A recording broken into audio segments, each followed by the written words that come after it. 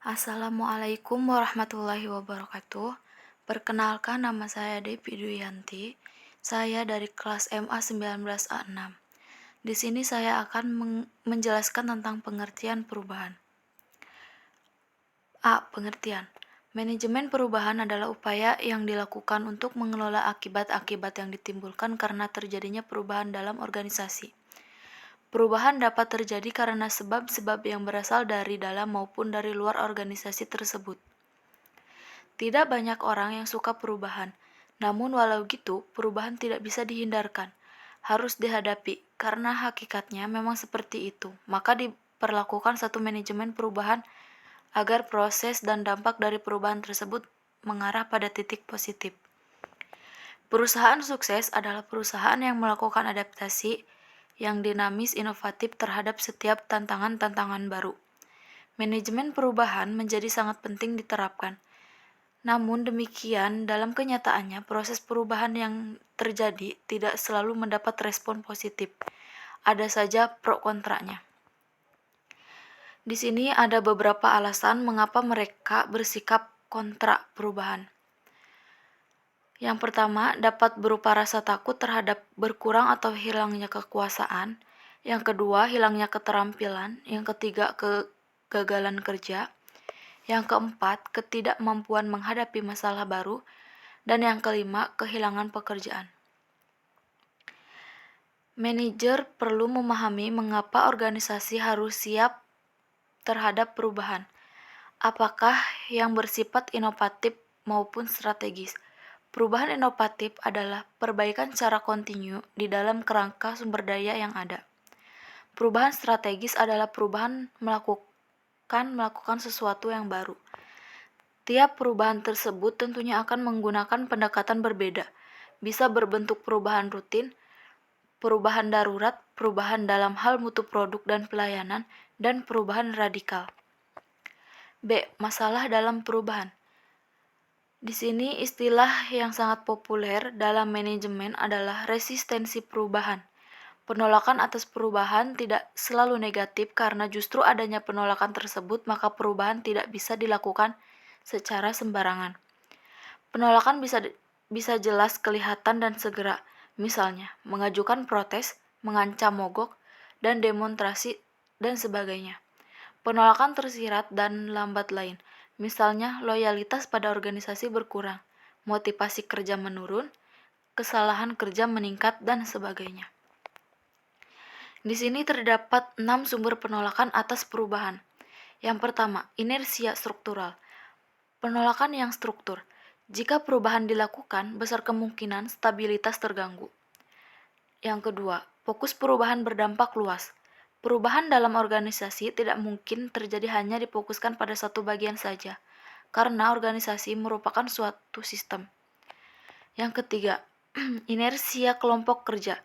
Sebagai anggota serikat pekerja, walau sebagai pribadi kita setuju atas suatu perubahan, namun jika perubahan itu tidak sesuai norma serikat kerja, maka dukungan individual menjadi lemah. Yang keempat, ancaman terhadap keahlian. Perubahan dalam pola organisasional bisa mengancam keahlian kelompok kerja tertentu. Yang kelima, ancaman terhadap kekuasaan yang telah mapan. Mengintrospeksi sistem pengambilan keputusan partisipasif seringkali bisa dipandang sebagai ancaman kewenangan para penyelia dan manajer tingkat menengah. Yang keenam, ancaman terhadap alokasi sumber daya kelompok. Kelompok dalam organisasi yang mengendalikan sumber daya dengan jumlah relatif besar sering melihat perubahan organisasi sebagai ancaman bagi mereka. Teknik mengatasi penolakan atas perubahan. Yang pertama, pendidikan dan komunikasi. Yang kedua, partisipasi. Yang ketiga, memberikan kemudahan dan dukungan. Yang keempat, negosiasi. Yang kelima, manipulasi dan kooptasi. Yang terakhir, paksaan. C. Tujuan dan manfaat. Tujuan dan manfaat perubahan bertujuan agar organisasi tidak menjadi statis melainkan tetap dinamis dalam menghadapi perkembangan zaman. Kemajuan teknologi dan bidang pelayanan kesehatan adalah peningkatan kesadaran pasien yang akan pelayanan yang berkualitas perubahan. Dalam arti luasnya, yaitu respon terencana atau tidak terencana terhadap tekanan-tekanan atau kekuatan dan desak-desakan yang ada. Kekuatan dan desakan ekonomi, teknologi, sosial, politik, persaingan, dan aturan serta hukum. Banyak institusi beradaptasi atau melakukan perubahan agar survive. Perubahan terjadi dan reaksi tetap akan ada. Perilaku perubahan. Perilaku perubahan di sini ada perilaku perubahan dengan kekuasaan resmi adalah mereka yang memiliki kekuasaan formal dan dianggap sah. Para pendorong dan penganjur perubahan adalah mereka yang memandang perlunya perubahan karena telah melihat dan membandingkan sesuatu yang baik di lain tempat. Para fasilitator perubahan adalah mereka yang memiliki kewibawaan dan diakui serta dikenal sebagai pemimpin informal yang memudahkan proses timbulnya perubahan. Memvisi-misikan perubahan. Yang pertama, membuat SWOT analisis. Identifikasi gap antara visi kini dan visi mendatang. Pikirkan apa-apa saja yang perlu dirubah.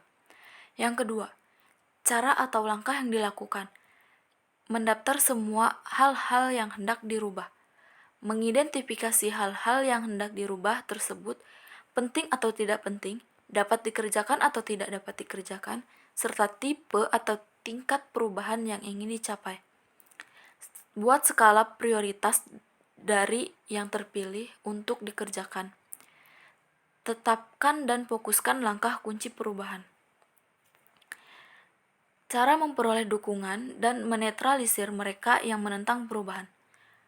Di sini untuk menetralisir dalam menentang perubahan yaitu tunjukkan dan sebutkan para pendukung yang lain,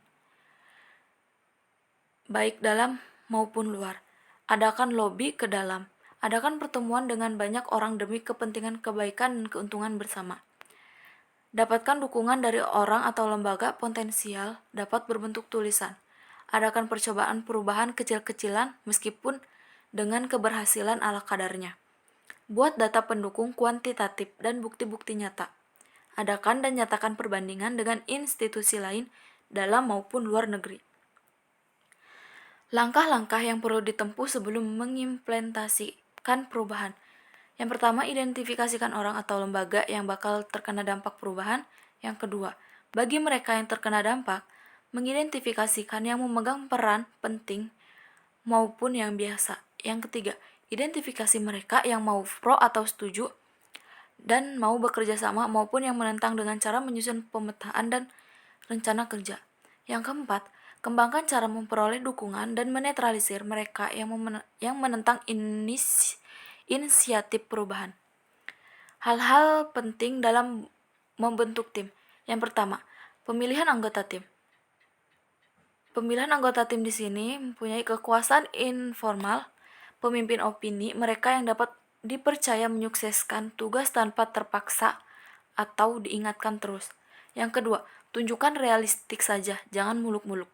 Yang ketiga, batas waktu rencana dengan tanda pengingat. Yang keempat, nyatakan rencana implementasi dan prosesnya secara tertulis menurut kebutuhan. Yang kelima, buat tim informasi untuk membantu usaha-usaha tim formal untuk mempercepat pertumbuhan. Mungkin itu saja yang dapat saya sampaikan. Kurang lebihnya mohon maaf. Billahi taufiq wal hidayah. Wassalamualaikum warahmatullahi wabarakatuh.